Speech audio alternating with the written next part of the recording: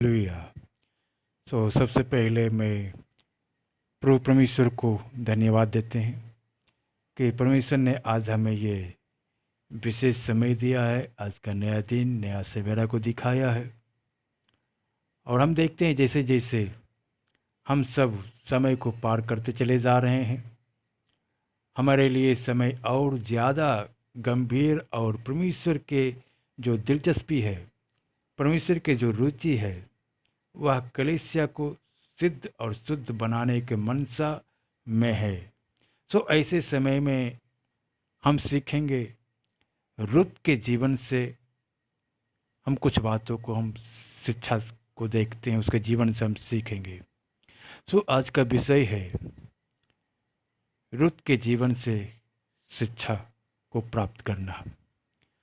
आप सभी को जय मसीह की, सारे पास्टर, सारे डिकन, सारे विश्वासीगण को और परमेश्वर के वचन के अध्ययन में आप सबका मैं स्वागत करता हूं। आज पुराने नियम से रुत के किताब पर हम ध्यान करेंगे या अध्ययन करेंगे।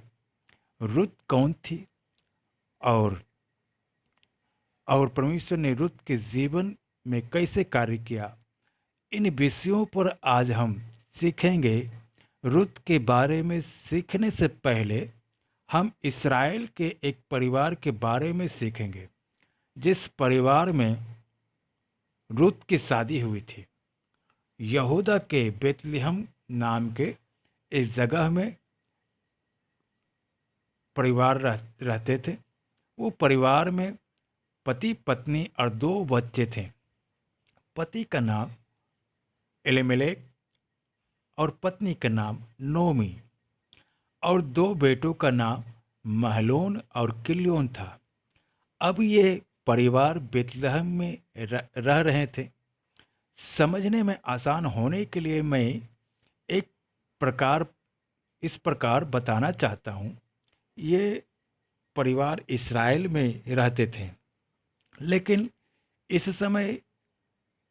समय एक ऐसा समय आया जब बेतलहम पर एक बहुत बड़ा अकाल आया। अब अकाल होने के कारण खाने पीने में कमी हुई, घटी हुई। तो ये परिवार ने ये निर्णय लिया कि हम बेतलहम को छोड़ेंगे और दूसरे एक जगह पे जाएंगे, और वो जगह था मोआब। तब एलीमेलेक के परिवार बेतलहम को छोड़कर मोआब में चले गए। ये हम रुत की किताब 1 अध्याय के 3 पद से हम पढ़ते हैं। तो पढ़ते समय हम इन बातों को देख सकते हैं। आगे बढ़ने से पहले हमें कुछ बातों को यहाँ पर देखना है। नोमी का नाम का मतलब है खुशी। अब एलीमेलेक और नोमी और 2 बेटे बेतलहम में रहते थे। बेतलहम का नाम का मतलब है रोटी का घर। अब इस जगह को छोड़कर वो लोग मोआब देश में चले गए। जब हम कहते हैं यह परिवार बेतलहम को छोड़ा और वो लोग मोआब चले गए।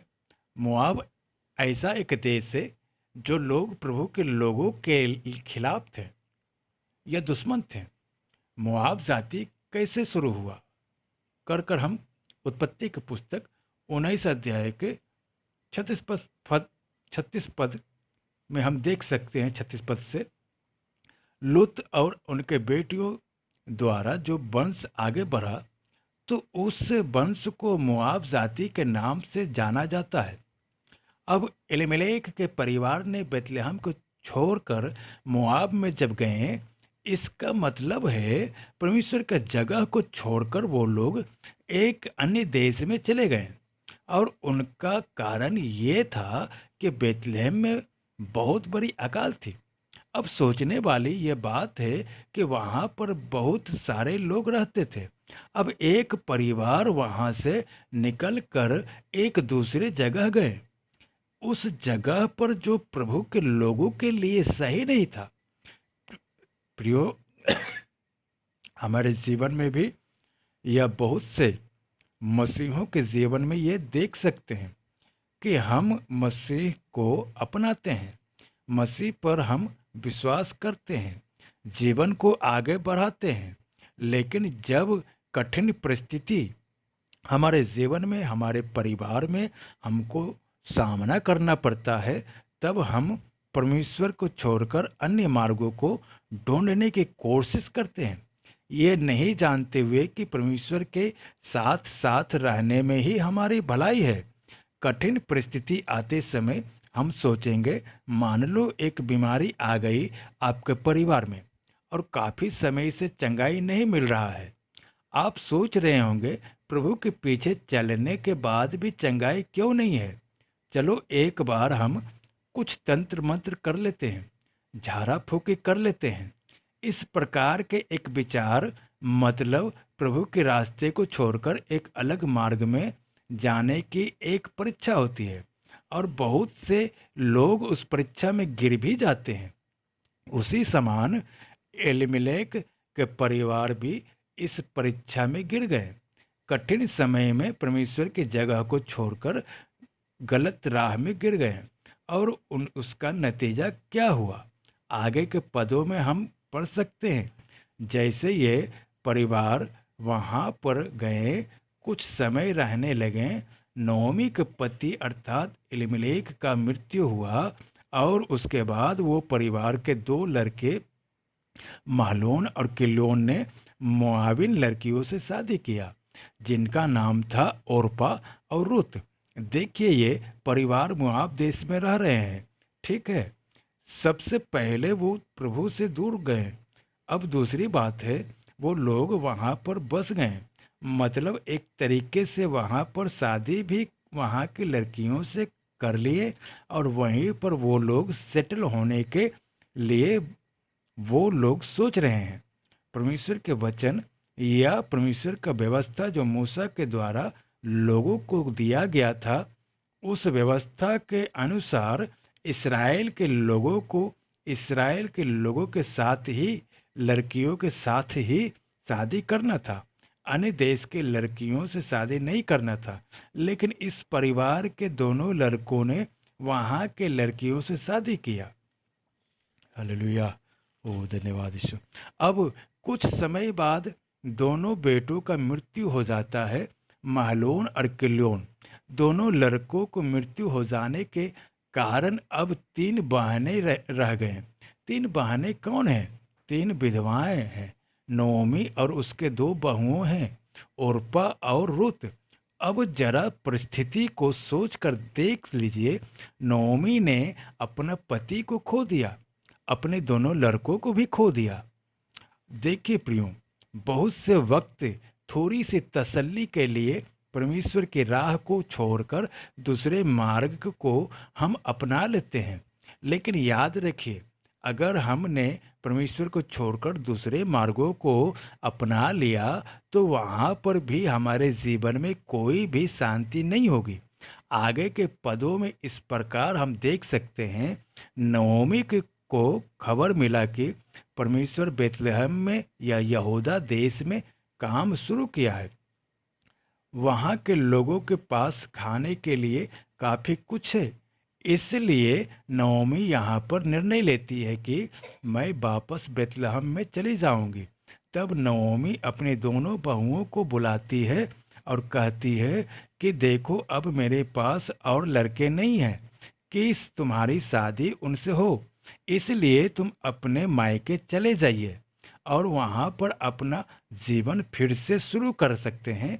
दोनों बहुओं में से ओरपा जो है निर्णय लेती है कि वो वापस चली जाएगी, लेकिन रुत नओमी से कहती है कि जहाँ आप जाओगे मैं वहाँ आपके साथ जाऊंगी, आपके लोग मेरे लोग, आपके परमेश्वर मेरा परमेश्वर, मैं आपके साथ नहीं छोड़ूंगी। इस प्रकार रुत ने अपने निर्णय को बताया और नओमी के समझ में आया कि रुत ने एक पक्का निर्णय को लिया है, इसलिए नओमी फिर जिद नहीं करती है, रुत को लेकर वापस बेतलहम को चली जाती है। यहाँ पर एक बात हम देख सकते हैं, दोनों बहुओं में ओरपा वापस चली जाती है, लेकिन रुत ये बात को निर्णय लेती है कि कुछ भी हो जाए मैं नोमी को नहीं छोड़ूंगी। और एक बात जब वो करती है कि आपका परमेश्वर मेरा परमेश्वर, आपके लोग मेरे लोग, इतने साल नोमी के साथ रहने के बाद रुत ने एक बात को समझ लिया कि नोमी जिस परमेश्वर से प्रार्थना करती है, नोमी जिस लोगों की बात करती रहती है, वो लोग सच्चे लोग हैं। वो परमेश्वर सच्चा परमेश्वर है। इसलिए रुत ये निर्णय लेती है, चाहे मुझे वापस अपना घर कभी भी मौका ना मिले जाने को, तो भी मैं अपने सास के साथ, मैं नोमी के साथ वापस चली जाऊंगी। रुत एक बहुत बड़ा निर्णय यहाँ पर लेती है। वो एक रिस्क को उठाने के लिए तैयार है। इतना ही नहीं, वो अपने सास के प्रति जो प्रेम है वो व्यक्त करती है। प्रियो, कितना अच्छा एक उदाहरण है हम लोगों के लिए। हमारे समाज में बहुत से वक्त, विशेषकर बहनों में, हम ये देख सकते हैं कि बहुत से घर में सास बहुओं के बीच में बनता नहीं है। लेकिन यहाँ पर हाँ, एक अच्छा मिसाल है कि एक परिवार में एक सास और बहू के बीच में इतना प्रेम है कि बहू ये भी निर्णय करती है कि वो अपने परिवार में भले वापस ना जाना हो, तो भी वो अपने सास के साथ सास के लोगों के घर चली जाएगी। प्रियो, प्रभु के लोगों को ये याद रखना है कि भले संसार के लोगों के बीच में कितने लड़ाई झगड़े हों, हम जब परमेश्वर पर विश्वास करते हैं, हमारे परिवार के अंदर प्रेम और एकता होना बहुत जरूरी है। मैंने इस प्रकार प्रभु के दास के प्रचार में सुना, जहाँ पर वो कहते हैं कि शादी से पहले एक इंसान के पास एक माँ और एक पिता होता है, लेकिन शादी के बाद एक स्त्री और एक पुरुष दोनों दो माँ और दो पिता होते हैं। मतलब अपने सास ससुर को भी पिता माँ का दर्जा देना बहुत जरूरी है। ये एक अच्छा सीख है, रुत के जीवन से देख सकते हैं। रुत अपने पहचान वाले लोगों को छोड़कर अपने नए लोग के बीच में जा रही है, एक रिस्क को उठा रही है, वो एक खतरे को उठा रही है। क्या पता दूसरे लोगों के लोग रुत को स्वीकार करे या ना करे। रुत के पास कोई आइडिया या समझ नहीं है, लेकिन रुत फिर भी परमेश्वर और परमेश्वर के लोगों के साथ रहने के लिए निर्णय लेती है। प्रियो, बहुत से वक्त हमें भी रिस्की निर्णय लेना पड़ता है परमेश्वर के लिए। क्या आप इस प्रकार से निर्णय लेने के लिए तैयार हैं इन दिनों में? हम जब पहला अध्याय के 19 पद से आगे पढ़ सकते हैं कि नोमी और रुत वापस बेतलहम पहुँचे, और जैसे नोमी बेतलहम पहुँचती है, वहाँ के लोग इस खबर को सुनकर नोमी से मिलने आते हैं। नोमी से पूछते हैं, क्या आप सच में नोमी हो? तब नोमी एक बात बोलती है, मैं नोमी नहीं हूँ, अब से मेरा नाम मारा है। नोमी के नाम के मतलब है खुशी, मारा के नाम के मतलब है करवापन। वो इस प्रकार कहती है कि जब वो यहाँ से चली गई तो भले पूरी होकर चली गई थी, लेकिन जब मैं वापस आ रही हूँ तो मैं कंगाल होकर आ रही हूँ। वो एक बात को कबूल कर रही है कि मैंने परमेश्वर के पास से जब निकल गई थी तो मेरे पास बहुत सारा कुछ था, लेकिन जब मैं प्रभु से दूर होकर वापस आ रही हूँ तो मेरे पास कुछ नहीं है। एक सीख है प्रियो हमारे लिए, अगर आप परमेश्वर को छोड़कर जाते हैं, तब आपका नोमी को अवस्था को बदलकर मारा बन जाते हैं। खुशी का अनुभव आपका बदलकर एक कड़वापन, एक दुख के समय आपके जीवन में आता है। लेकिन नोमी के जीवन से हम ये सीख सकते हैं, वो प्रभु के सामने और लोगों के सामने इस बात को स्वीकार करती है कि मैंने जो किया वो गलत था, और इसलिए मेरा परिस्थिति ऐसे मेरे साथ हुआ है। प्रियो, हमारे लिए भी एक बहुत बड़ा सीख है। ये प्रभु को छोड़कर कुछ भी हम करें तो उसमें हमारे जीवन में कोई भी सफलता, कोई भी खुशी नहीं होगी। चाहे आज आप प्रभु में हैं, लेकिन आप अपने जीवन को देखते समय ऐसे सोच रहे होंगे, प्रभु की बातों में थोड़ा सा समझौता कर लूं तो हो सकता है और पैसे और धन और आशीष और उन्नति होगा। इस प्रकार आप देख रहे होंगे, लेकिन सच्चाई ये है कि परमेश्वर को छोड़कर और कोई भी राह आप अपना लो, आपके जीवन में वो आशीष और वो खुशी आपको नहीं मिलेगा। आप आज परमेश्वर के सामने एक निर्णय लीजिए, मेरे जीवन में हर विषय में मैं परमेश्वर को पहला स्थान दूंगा या दूंगी। चाहे वो शादी के विषय हो, चाहे वो मेरे नौकरी के विषय हो, चाहे मेरे बच्चों के विषय हो, चाहे मेरे अध्ययन हो, कुछ भी हो, परमेश्वर को जो स्थान देना है वो मैं दूंगा या दूंगी। लेकिन उसके अलावा परमेश्वर को छोड़कर मेरा जीवन में आगे नहीं बिताऊंगा। साथ में आपके जीवन में अगर आपने ऐसे कर लिया है ऑलरेडी, तब नवमी के समान आपको वापस आना है। तो आज मैं वापस आपके पास आ रहा हूँ, प्रभु आप मुझे आशीष देना। इस प्रकार की प्रार्थना जब आप करोगे, परमेश्वर आपके जीवन में बदलाव करेगा।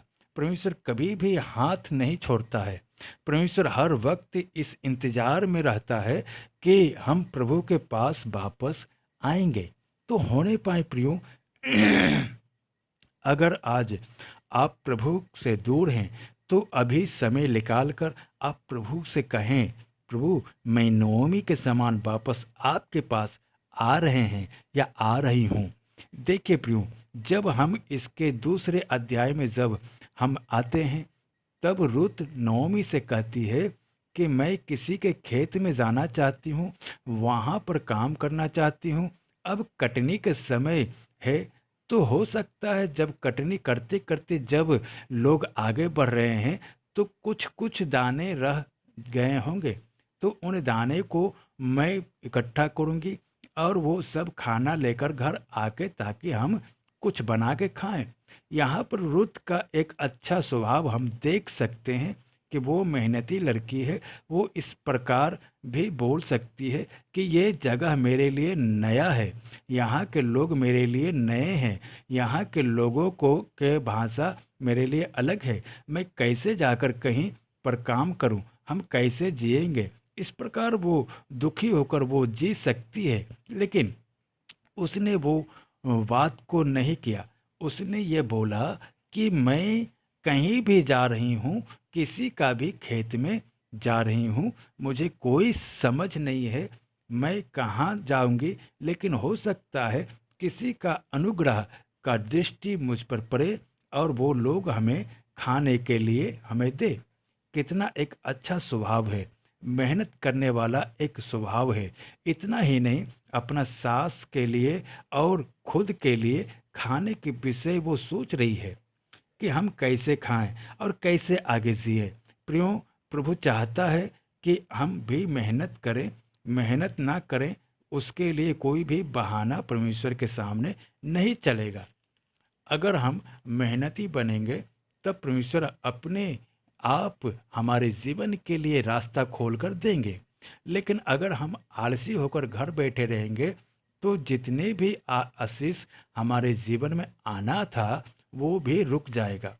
हम आगे उसी अध्याय में हम देख सकते हैं कि रुत कहीं काम करने गई और जिसके खेत में वो गई वो बोआज नाम का एक आदमी का खेत था और उस खेत में काम कर रही थी। तो थोड़ी देर में बोआज आता है और बोआज अपने लोगों से पूछता है, अपने सेवक लोगों से पूछता है कि वो लड़की या बहन कौन है। तब वहाँ के सेवक बोआज से कहते हैं कि ये नोमी की बहू है, रुत है इनका नाम। इसने हमसे कहा कि मुझे आपके पीछे पीछे थोड़ा दान इकट्ठा करने दो। और वो सुबह से लेकर अब तक काम कर रही है। बस दोपहर को थोड़ी देर वो आराम करने बैठ गई। अब बुआज उन लोगों से कहता है कि उसको यहाँ पर काम करने दो, आप उनको परेशान नहीं करना। तो देखिए, बोआज वहाँ का मालिक है, और बोआज जो है एक अनुग्रह के दृष्टि से रुत को देखता है। ये क्यों ऐसा होता है? बोआज को क्या जरूरत है कि रुत के ऊपर अनुग्रह का दृष्टि से देखे? रुत एक विधवा है, हम यहाँ पर देख सकते हैं। इसका और कोई कारण नहीं है था। परमेश्वर का अनुग्रह रुत के ऊपर था, और इस कारण परमेश्वर ने इस बोआज के मन में काम किया, और बोआज ने कहा कि उसको हमारे खेत में से जो लेना है वो लेने दो। परमेश्वर बोआज के मन को बदल देता है। जब हम वफादारी के साथ, ईमानदारी के साथ परमेश्वर के लिए जो कुछ कर सकते हैं, जब हम करते हैं, परमेश्वर जिनके अंदर काम करना है वो काम कर कर लोग हमारे ऊपर अनुग्रह के दृष्टि से देखेंगे। हो सकता है प्रियो कि आप एक ऑफिस में काम कर रहे हो हैं। जिस ऑफिस में आप काम कर रहे हैं, अगर बॉस आपके ऊपर अनुग्रह की दृष्टि से देखना है, तो परमेश्वर वहाँ पर काम करना होगा, और वो तब होगा जब आप ईमानदारी के साथ वहाँ पर काम करें। आप अपने पूरे मेहनत के साथ वहाँ पर काम करें। जब आप अपने तरफ से जितना काम कर सकते हो वो पूरा कर रहे हैं, परमेश्वर अधिकारियों के मन में काम करेगा, और वो लोग आपके ऊपर में अनुग्रह की दृष्टि से देखेंगे। एक एक एक्सेसुअल फेवर को उनके नज़र में देंगे, ताकि जिस एरिया में हम लायक भी नहीं हैं, उन जगहों में भी परमेश्वर आदर देकर हमें बढ़ाएगा। लेकिन ईमानदारी, सच्चाई और मेहनत परमेश्वर हमारे जीवन से चाहता है। हम आगे देख सकते हैं कि बोआज रुत से बात करता है, और बात करते समय रुत से कहता है, रुत आगे से किसी और के खेत में काम नहीं करना, शायद वो तुम्हारे लिए वो सेफ नहीं रहेगा। तो हमारे ही खेत में आना, यहीं पर काम करना, और मैंने अपने सारे सेवकों से कहा है कि कोई भी तुझे परेशान नहीं करे। तो देखिए, एक सुरक्षा रुत को मिलता है। रुत एक फौरन है, रुत के ऊपर हमला हो सकता है, रुत का फायदा लोग उठा सकते हैं, लेकिन बोआज वहाँ पर खड़ा होता है और रुत को कहता है कि मैं तुझे सुरक्षा दूंगा। परमेश्वर कैसे बोआज के अंदर कार्य करता है। प्रियो, आप अपने जगह पर सोच रहे होंगे कि मेरे अंदर ज़्यादा काबिलियत नहीं है, मैं दिखने में ज़्यादा स्मार्ट नहीं हूँ, मेरे परिवार को ज़्यादा पहुँच नहीं है। इस प्रकार के विचार आपके अंदर आ रहा होगा। लेकिन एक बात, जैसे मैंने पहले कहा, हमेशा याद रखिए, प्रभु के साथ ईमानदारी और वफादारी के साथ आगे बढ़िए। परमेश्वर लोगों के मन में कार्य करेगा, ताकि वो लोग आपके ऊपर अनुग्रह की दृष्टि से देखें और आपको सुरक्षा दे। फिर 16 पद में हम इस बात को देख सकते हैं कि रुत दोपहर को खाना खाती है।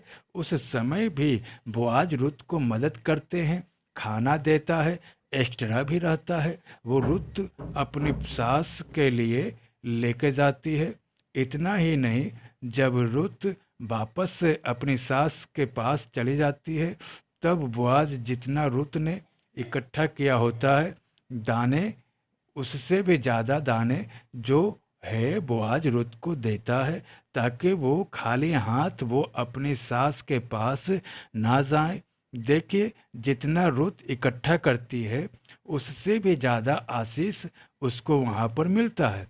तो प्रियो, जितना हमारे औकात है या जितना हमारा लगन है, उससे भी बढ़कर आशीष परमेश्वर हमारे जीवन में देगा। बस परमेश्वर के साथ ईमानदारी के साथ रहिए।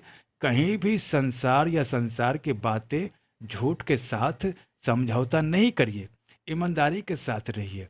प्रभु किस प्रकार आपको आशीष देगा, कहाँ तक प्रभु आपको उठाकर आशीष देगा, उसका कल्पना भी आप नहीं कर सकते हैं। दूसरा अध्याय के समाप्ति में और तीसरा अध्याय के शुरू में हम इस प्रकार देख सकते हैं कि जब तक कटनी के समय खत्म नहीं हुआ था, रुत वहीं पर काम किया और अपने लिए और अपने सास के लिए जितने भी अन्य हैं या दान हैं वो लेकर गई और उनका गुजारा वहाँ से हुआ। और एक दिन तीसरे अध्याय में हम देख सकते हैं नोमी रुत से कहती है कि जहाँ पर बोआज है वहाँ पर तुझे जाना है और कुछ कुछ बातें करना है। वो हम तीसरे अध्याय में देख सकते हैं कि वहाँ पर आपको जाना है और जहाँ पर बोआज रात को सोता है उसके पैर के पास जाकर तुझे लेटना है। और इस प्रकार के कुछ सलाह नोमी रुत को देती है। अब यहाँ पर हम रुत के जीवन में देख सकते हैं, रुत कोई भी सवाल नहीं करती है कि क्यों करना है, ऐसे करने से ऐसे ऐसे दिक्कत होगा, ऐसे मुझे नहीं करना है। मतलब ये बहस वहाँ पर नहीं है। लेकिन रुत नोमी से कहती है, ठीक है, जैसे आप कहते हो मैं वैसे करूँगी। और वैसे ही वो करती है। रुत एक आज्ञाकारी बेटी थी। अपने सास के लिए हमें सिर्फ परमेश्वर के प्रति आज्ञाकारी रहना इतना ही नहीं, वचन में वैसे लिखा है माता पिताओं के प्रति प्रभु में हमें आज्ञाकारी रहना बहुत ही जरूरी है। तो बोआज को बीच रात को इस बात को पता चलता है कि कोई वहाँ पर मेरे पैर के पास लेटा है। तो बोआज पहचान लेता है कि ये रुत है। तो रुत बोआज से कहती है कि तुम्हारे चादर को मेरे ऊपर में डाल देना। जब एक पुरुष एक स्त्री के ऊपर एक चादर को डालता था तो ये दर्शाता था कि उनको सुरक्षा दूंगा, उनको पत्नी के रूप में ले लूंगा करके वो एक ट्रेडिशन था, यानी एक नियम था उनके लिए। अब बोआज के लिए बात समझ में आता है। तब बोआज रुत से कहता है कि तुम रुक जाओ, क्योंकि लोगों से मुझे बात करना है, लोगों से मुझे बात करना है। उनसे हमें बात करने दो, क्योंकि बोआज को ये बात समझ में आता है कि बोआज एलिमेलेक नोमी का पति है, उनका दूर का एक रिश्तेदार है और नियम के हिसाब से बोआज रुत से शादी कर सकता है। लेकिन बोआज से भी पहले निकट में रहने वाला एक और रिश्तेदार है। तो बोआज कहता है, रुक जाओ, पहले उनसे बात करके फिर बातों को क्लियर कर हम आगे बढ़ेंगे। तो देखिए प्रियो, यहाँ पर हम भले रुत के बात को हम ध्यान दे रहे हैं, रुत के बातों को हम सीख रहे हैं, लेकिन बोआज के जीवन भी कितना अच्छा है। बोआज नियमों के अनुसार आगे बढ़ रहा है।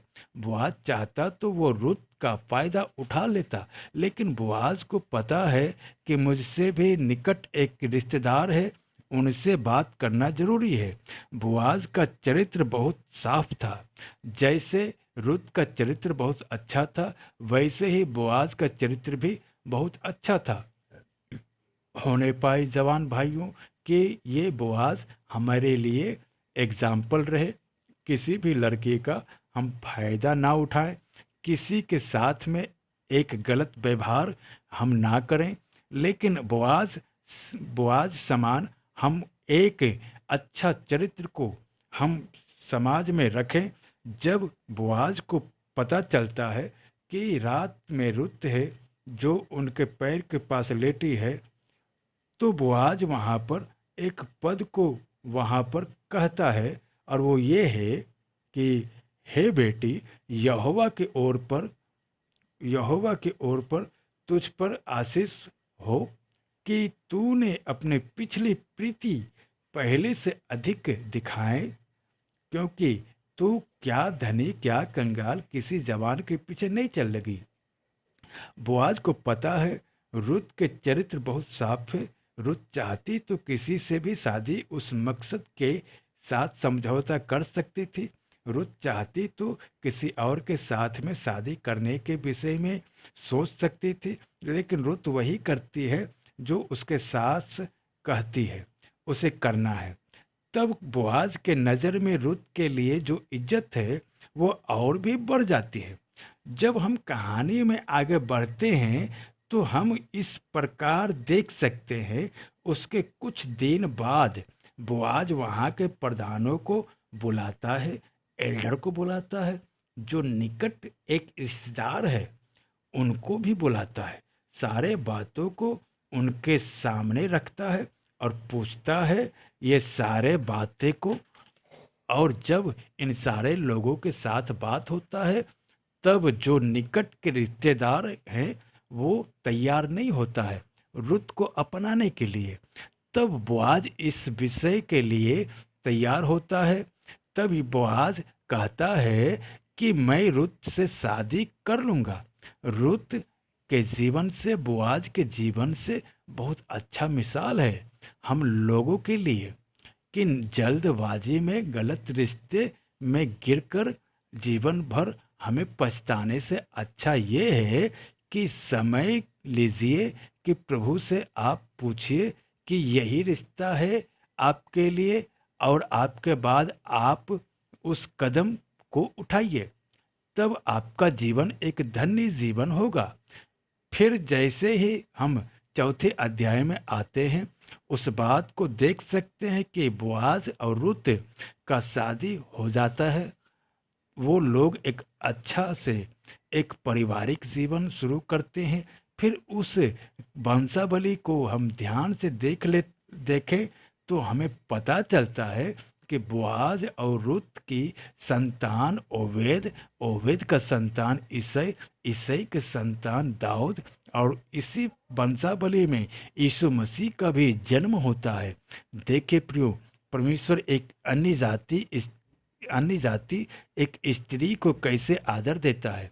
जब स्त्री उस बात को ठान लेती है कि परमेश्वर के पीछे चलेंगे, नोमी का परमेश्वर रुत का परमेश्वर है, कर कर रुत जब निर्णय लेती है तो उसने बड़ा निर्णय लिया है कि मैं अपनी सारी बातों को छोड़कर, सारी रीति परंपरा जितनी भी बातें हैं सब को छोड़कर यहोवा परमेश्वर को मैं अपना रही हूँ। ये एक बहुत बड़ा और रिस्की निर्णय है जब रूत ने लिया। परमेश्वर उनको इतिहास में हमेशा एक नाम देता है। यीशु के वंशावली को जब हम जांचते हैं तो वो रूत जो है यीशु मसीह की उस वंशावली में आती है। कितनी बड़ी आशीष है जो परमेश्वर उन लोगों के लिए रखा है जो परमेश्वर से प्रेम करते हैं और अपने जीवन को शुद्ध और पवित्र रखते हैं। वचन में लिखा है जो लोग प्रभु से प्रेम करते हैं उनके लिए जो आशीष परमेश्वर ने रखा है वो ऐसी आशीष है जो किसी के आँख ने नहीं देखा, किसी के कान ने नहीं सुना है और किसी के चित्त में अब तक नहीं सोचा गया है।